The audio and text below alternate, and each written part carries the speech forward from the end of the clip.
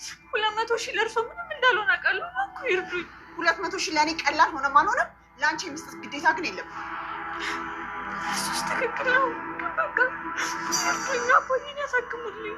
አሁን መቅለስ ልሱን ትተሽ የመጣሽበትን ብቻ ተናገር። በፈጣሪ ብለው እንዲያግዙኝ እየለመንኩት እኮ ነው።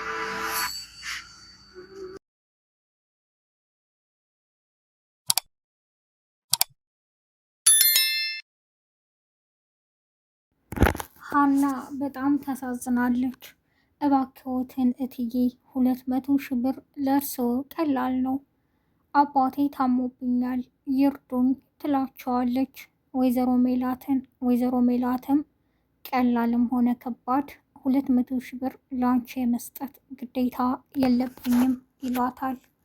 ሀና ዛሬ በጣም አዝናለች። አባቷ ስለታመመባት እና ደግሞ የሆስፒታሉ ወጪ ብዙ ስለተጠየቀ ይህ ሁሉ የሆነው በእነ ወይዘሮ ባዩሽ ተንኮልና ሴራ ምክንያት ነው። ሰላም እንዴት ናችሁ? የነጅሆም ኩኪንግ ቤተሰቦች፣ ነጅሆም ኩኪንግን ላይክ፣ ሼር፣ ሰብስክራይብ በማድረግ እስከ መጨረሻው አብረውን ይቆዩ። ኖላዊ ክፍል 53ን ይዤላችሁ መጥቻለሁ። ሀና ዛሬ በጣም አዝናለች። ሀና አባቷ እስካሁን ድረስ ምንም እንቅስቃሴ ምንም የታየባቸው ለውጥ የለም። ራሳቸውን እንደ ሳቱ ናቸው እስካሁን። ይህ ደግሞ በጣም አሳስቧታል። የሆስፒታል ወጪውም 200,000 ብር ተብሎ በዚህ ሁሉ እነ ወይዘሮ ባዩሽ አጭበርብረው 800,000 ብር ስላደረሱት ወይዘሮ ሜላትም ሀና ልጅ ነኝ ብላ መታ የቤተሰቤን ሕይወት በጥብጣለች በማለት በዛ ምክንያት ቃል የገቡትን ለአባቷ የሕክምና ወጪ ከልክለዋታል። ዶክተሩም መጥቶ አሁን የመጨረሻ ምርመራ ነው የተደረገላቸው። ከዚህ በላይ እኛ መታገስ አንችልም። ስራዬን ጠንቅቄ አውቃለሁ። ስለዚህ አባትሽን ይዘሽ ከሆስፒታል መውጣት ነው ያለብሽ ብሏታል። ሀናም በጣም ትደነግጣለች። አባዬን እንዴት ነው ይዤው መውጣው በዚህ ሁኔታ ትላለች። ወደ አሲርም በመደወል ና ትለዋለች። በጠዋት እንዴ በጠዋት የምትደውልልህ በሰላም ነው ይላል የአሲር ጓደኛ። ምናልባት ሞተው ይሆን እንዴ በማለትም ይነግረዋል። እባክህ እንደሱ አትበል፣ እንደዚህ አይነት ቀልድ አይሰራም። የሀና አባት ምን እንደሆነ ለሷ ታውቃለህ ይለዋል። እሺ በቃ በማለት ወደ ሆስፒታል ይሄዳሉ። አሲርንም አንተ አባዬን ጠብቀው በማለት ወደ ወይዘሮ ሜላት ቤት ትሮጣለች። አሲርም ጓደኛውን በል አንተ እዚህ ሁን አንድ የመጣ በማለት ሀናን ተከትሏት ሄዶ ነበር። ሀናም በጣም ስለተናደደችና በጣም ስለአሰበች አሲር ተከትሎ የት እየሄድሽ ነው ይላታል። ምንም አትበለኝ፣ በዚህ ሰዓት ለአባቴ የሚከፈለውን ዋጋ ከፍዬ አድነዋለሁ ትለዋለች። ቆይ አስቢበት፣ የማይሆን ውሳኔ አትወስኝም ይላታል። አባት ስላልሆነ ነው በማለትም ትታው ትሄዳለች። አሲርም ዶክተሩን ገብቶ እባክን ዶክተር እባክን እያለ ይለምነዋል። በዚህ ሁኔታ እንዴት ነው ከሆስፒታል ወደ ቤት የምንወስዳቸው? ደግሞ ሀና ይህን ያክል ብር እንደሌላት እያወቃችሁ እንዴት ትጠይቋታላችሁ? በቃ እባክን ብሎ ብዙ ተማጸነው። ዶክተሩም ብር ከሌላችሁ ያለው አማራጭ አባታችሁን መውሰድ ነው ይለዋል። እባክን ዶክተር እኔ ኩላሊቴን እሸጣለሁ ይላል አሲር።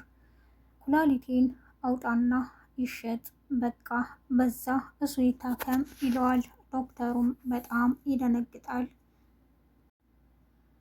ዶክተሩም እነ ወይዘሮ ባዩሽ ያደረጉበት ሴራ ያሁሉ አስፈራርተውት የሀና አባት ላይ ግፍ በመስራቱ የሀናን የዲኤንኤ ውጤትም በመቀየሩ ምንም እረፍት ሊሰጠው አልቻለም።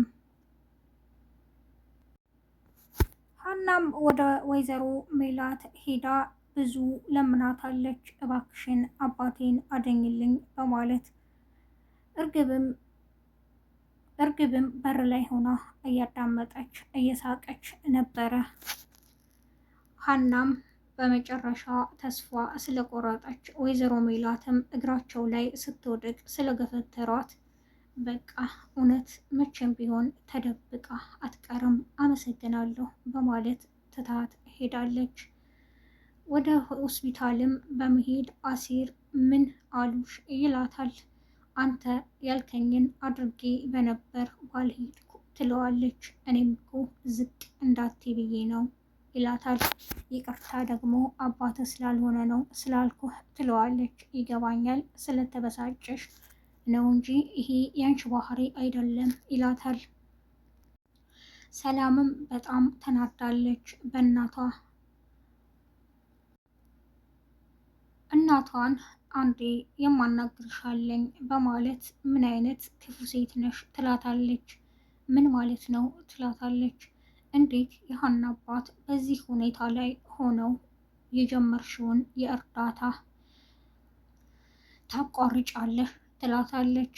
አይመለከትሽም ትላታለች። አንቺ ክፉ እናት ነሽ በማለትም ሰላም በጣም ስሜታዊ ስለሆነች እናቷን ትናገራታለች። እርግብም ትመጣና እናቴን አትናገሪ ትላታለች። ስለ እናቴ አይመለከትሽም ትላታለች። ወይዘሮ ሜላትም ልጄን አትናገሪ ትላታለች። ሰላም ትበሳጫለች። አንቺ ክፉ ሴት ነሽ ስትላት ወይዘሮ ሜላት እንዴት እንደዚህ አይነት ነገር እናትሽን ትናገሪያለሽ በማለት በጥፊ ትመታታለች። ሰላምም በጣም ትደነግጥና ተናዳ ትታት ትሄዳለች። እርግብም ያው ቅጥፈቷን እና ሴራዋ አይዞሽ እማዬ እያለች እንደ ተቆርቋሪ ወይዘሮ ሜላትን ታናግራታለች። ምናሴም ከትምህርት ቤት ወደ ቤት ይመጣል። ሲገባ እርግብን ይጠይቃታል። እኔ እምልሽ ሀና አልመጣችም? እቤት ሰው የለም በማለት ይጠይቃታል። እኔ ሰው አይደለሁም ትለዋለች። አንቺንማ እየጠየኩሽ ነው። ሀና ምን ልታደርግ ከዚህ ሁሉ ጊዜ በኋላ ትመጣለች? ግን የሆነ ነገር ፈልጋ ምታነበር በማለትም ከወይዘሮ ሜላት ጋር የተፈጠረውን ያዘነች መስላ እርግብ ለምናሴ ትነግረዋለች። ምናሴም በጣም በእናቱ ድርጊት ይናደዳል። አኩርፏትም ስለዋለ ወደ ክፍሉ በመሄድ ልጄ ምን ሆነ ነው በማለት ትጠይቀዋለች። አሞህም ከሆነ ሆስፒታል እንሂድ ትለዋለች። እኔ ጤነኛ ነኝ፣ የታመመውን ያላሰከምሽ እኔን ሐኪም ቤት እንሂድ ትይኛለሽ በማለትም ይናገራታል። እናንተ ልጆች ዛሬ ምን ሆናችሁ ነው ትለዋለች። አይ በቃ ምንም ቢሆን የሀናን አባት የጀመርሽውን እርዳታ ማቋረጥ የለብሽም ይላታል። እኔም ብለው ሀና እዚህም ሆና ወታም በቃ የሷ ጦስ ምንም አይለቀኝም፣ ቤተሰቤ ሰላም አያገኝም ትላለች ወይዘሮ ሜላት። ሰላምም ከምናሴ ጋር ታወራለች።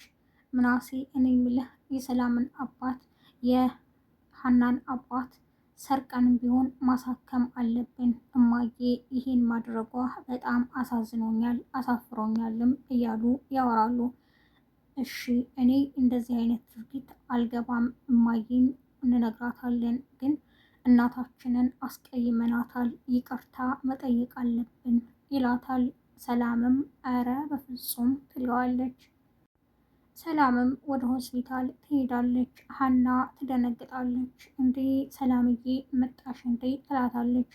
ዛሬ ትመጫለች ብዬ አላሰብኩም ነበር ትላታለች። አይ እንደዚህማ እንዳታስቢ ሁሌ ከጎንሽ ነኝ ብዬ ቃል ገብቼልሽል እንዴ ትላታለች። አሲርም የሆነ ነገር ማድረግ አለብን ይላታል ለሀና። እሺ አዎ አባዬን እንደምንም ብለን ማዳን አለብን። አባዬ እኮ ለብዙ ሰው የሚተርፍ ነው ትለዋለች። ግን አንድ ነገር ልንገርህ ትለዋለች። ሰርቂ እንዳትል ጭራሽ ይህ በዚህ ሀሳብ አልስማማም ነግሬሃለሁም በማለት ታስጠነቅቀዋለች። የሆነው ይሁን ይላታል። አባዬ ሰርቀህ ካዳንከው ያዝንብሃል ትለዋለች። ውድና የተከበራችሁ የነጅሆም ኩኪንግ ቤተሰቦች በዓለም ዳርቻ የምትገኙ ነጅሆም ኩኪንግን ላይክ፣ ሼር፣ ሰብስክራይብ በማድረግ እስከ መጨረሻው አብራችሁን ስለቆያችሁ አመሰግናለሁ። ባላችሁበት የዓለም ዳርቻ ሰላማችሁ ብዝት ይበል። አዲስ የምትመጡ ቤተሰቦቼ ነጅሆም ኩኪንግን ላይክ፣ ሼር፣ ሰብስክራይብ በማድረግ የነጅሆም ኩኪንግ ቤተሰብ ይሁኑ። መልካም ቀን ባይ